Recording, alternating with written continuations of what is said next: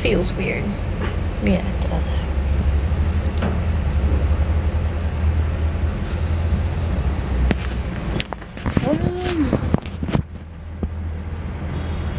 It's been a long road. A really, really long road. And it's weird to hear it from me, but so much of it was unexpected.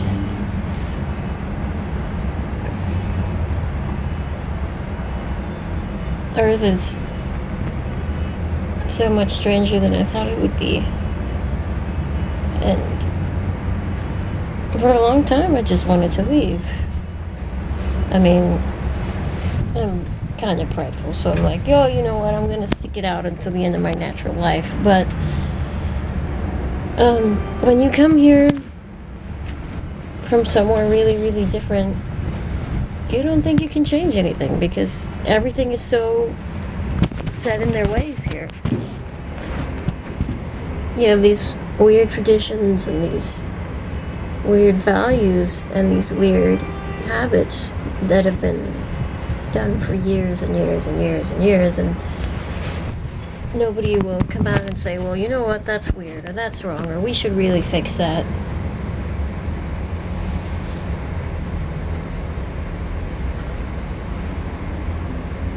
But I see better. I see better for Earth and better for everyone here.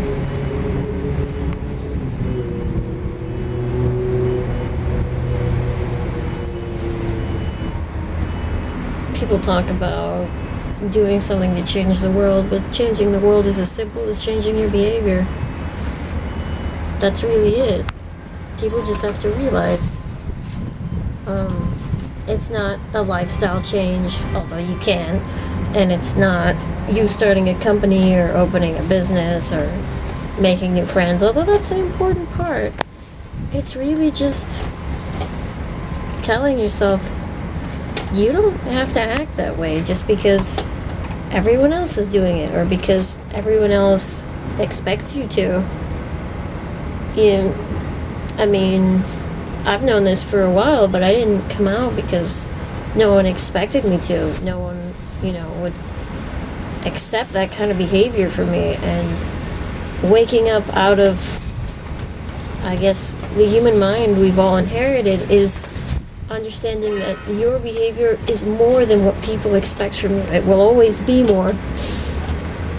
You can have it stay within expectations, but that doesn't mean that you can't go out of expectations. And in fact, you're going to feel better when you do, because every person has their own prerogative to do things. And when you go outside of expectation of what others think you can do, you become more of yourself and you expand who you are to yourself and everyone around you.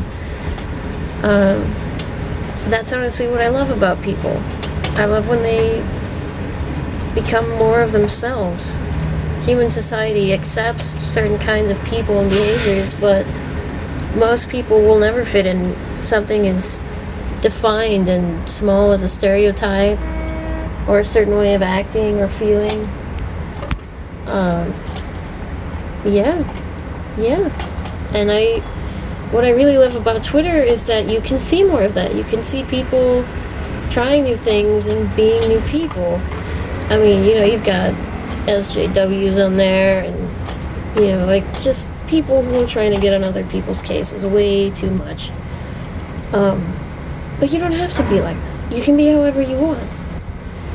And it's a beautiful feeling when you realize, because there's all these ETs that are out there, all of these advanced alien races who have understood that, who have reached that conclusion, and that's why they can come here.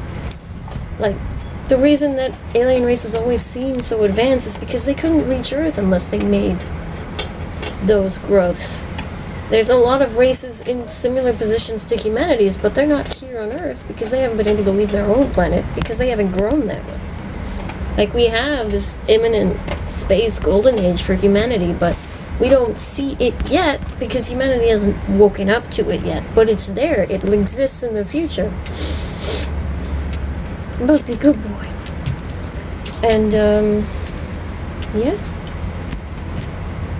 a lot of people have been talking about the hybrids for years and years and years now, and I was under the assumption that you guys already knew some from the way you talked about it. Like, imagine my surprise when no one really cares that I'm a starseed. It's like, what? You're a hybrid? What are you talking about? And I'm never gonna be the smartest hybrid or the oldest hybrid or the most mature hybrid, whatever. I'm just gonna be one, and that's who I am in this life.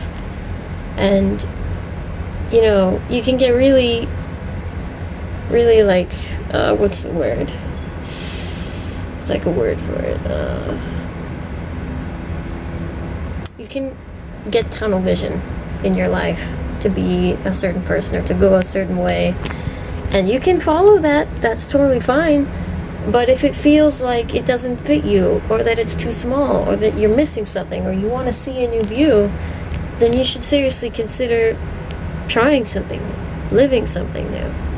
I mean, the time I spent on my former planet was like that. It was a beautiful place, and I learned a lot there, but at the same time, once you do something for long enough, you realize that you've sort of reached everything you can in that place, and then you want to try something new. For me, that was coming to Earth. Yeah, I'm this mature person who can be very kind and help a lot of people, but you know, I've never had the opportunity to actually learn how to deal with, I guess, like strong emotions and stress and fear in an environment where other people are suffering, where everyone feels that way, and that makes people fight. A lot of aliens come here and they learn that, you know, like, there's prosperity a lot more in the universe than you would think, and some people will just come here just to figure out what it feels like not to have any and to learn how to deal with it, you know?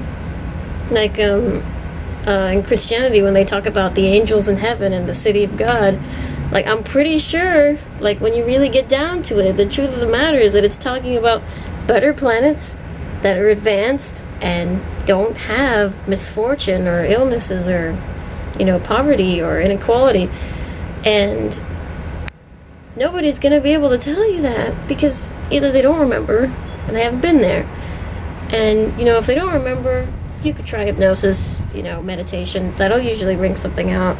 But if you've never been there, you're not going to know, and you're going to assume that everywhere is like where you've been. That's a part of the human mind. And it's not just the human mind. Every organism that has memory and a concept of time will assume that what they have seen is what they will see. And as you start to expand your mind, you will realize that, you know, nothing has to have a precedent in your life for it to happen. Nothing. And you can will some things without a precedent, or you can let some things randomly happen, but that's never going to be the case. And especially when you start to realize that time is non-linear, like, how would I put it? That your past and your future have the same properties, not different ones. Once you understand that, you'll begin to see the fluidity of time, and you'll begin to understand how much actual control you have over your entire reality, over your timeline, over everything that exists around you. And it's not like a literal power, like, oh yeah, I have power over people, or I have a lot of money, or whatever. It's a profound awareness of the you that exists, you know, with a name, a body, a person, and the you that exists outside of yourself, that is the world around you. People don't want to act like the world is a reflection of them, because the world is so messed up. You know, why would that be a reflection of you? And it doesn't mean that the world is a direct reflection of you, but reality itself will reflect back to you. It'll reflect other people too. So obviously, you know, the reality of Earth reflects back the reality of humanity. But once you get outside of Earth, you'll see a very different reflection, because you'll see more people. And a lot more people past humanity have a much better reflection. But, yeah. And I don't want to scare anyone by coming out and being like, oh yeah, I'm half alien, you know, nice to meet you. But the reality of the situation is that if you continue to live life thinking that there's only humans walking around, or humans flying ships, or humans out in the cosmos, you're gonna be left behind, okay? Because we're here, and we're not going anywhere, okay? It's like, you know, when people talk about Constantinople or Istanbul, how it was this trade city, you know, you can't live in Istanbul and be like, oh yeah, we're not a trade city. They're only Constantinople people live here. It's a hub. Earth is becoming a hub. Once you understand that, you will see things better. You can act like you're this remote island in the middle of the universe, but that's not true at all. Especially with the transportation that ETs have. It's not like an hour drive. It's like a 2-minute walk, okay? And a lot of people like Earth. A lot of people want to see more of Earth, and they want to see more of humans. Having such a strong ego and such strong emotions makes humans incredibly gifted at art. You have no idea how many ETs would just love for a chance to see the art you can make, or to bring it back to their planet, or to just learn from you how to do it. Obviously there's more advanced forms of arts wherever you go, but at the same time, humans have incredible potential with their own capabilities. And you're gonna meet assholes in the universe. Everyone does, because that's free will. People act like aliens are all united in their will and mission and intent. That's not it at all. Aliens are also like cats, and they herd like cats, okay? You have well-meaning cats who will try to form a group and get something done, like the Galactic Federation, and then you just have cats that want to be a bit of an asshole, and they're going to be around too. But know that there are more forces in the universe that would want something good for humanity than not. So if you're worried about an alien invasion, or all these abductions taking place and no one can stop, all humanity has to do is to show in a unified way that we want some help to stop what other people are doing to our planet that we don't agree with. Because even a federation has rules, and one of their rules is you can't just go around and clean up someone else's mess in their kitchen, because you have to be invited into the kitchen. If they're baking something, you can't just walk over and be like, hey, let me crack those eggs for you and whip them up real nice. No, you gotta ask for permission, and you gotta wait for permission, because if they just came and interfered, some people would say they're the invaders. If they came and became government and started regulating things, things would be great, but there'd be no humans in government. And how are you going to be an advanced race in space if you can't even run yourself? So you have to learn how to do that. So we can't interrupt your power structure. We can't interrupt, your society. We can help protect you, but you must keep your sovereignty in order for us to do that. So we need you to understand your sovereignty, clear it up, straighten it out, make it strong and stable and actually represent you, and then we can help. We can help in small ways until then, but we have to be invited. And people make the comparison sometimes where it's like a vampire can't be let into the house until you ask them, right? And if you were really good, you would help. But it's like, some people would describe some alien races as godlike, and you can say that. But at the same time, we're not omnipotent. We're with minds, with higher capabilities, more advanced knowledge, but we're not omnipotent, okay?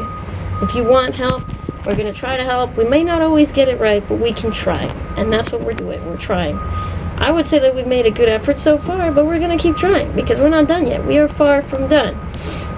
All I would say to everyone here is that, if you end up seeing an alien invasion on TV, or this huge news thing, or it's like, oh yeah, they're coming around the planet, they're going to invade, like, first of all, just stop and think for a second. ETs have been around this planet for like 80 years now. Invade now when we could have invaded 80 years ago? And second of all, why would we wait? It's just that if we wanted something and we were ill-intended, we could take it whenever we want, so we wouldn't wait. So if we're here and we're not hurting you, it's obviously because we don't want to hurt you. We want some other interaction that we haven't gotten yet. So, if you see some false alien invasion, or someone's like, oh yeah, they're invading, could be some bad ETs, could be what's going on. But when ETs try to attack you indiscriminately from a space, we would stop them. Because that would be our territory in space to enforce our collective will. That's why, you're not going to have the military just go to the woods. Sorry, my thoughts are not the best organized. Having this kind of mind It's kind of small, not very fast. So forgive me if I break off every now and then. But if the human military goes out into the solar system and tries to leave the solar system, they're gonna be stopped because they're a militant force.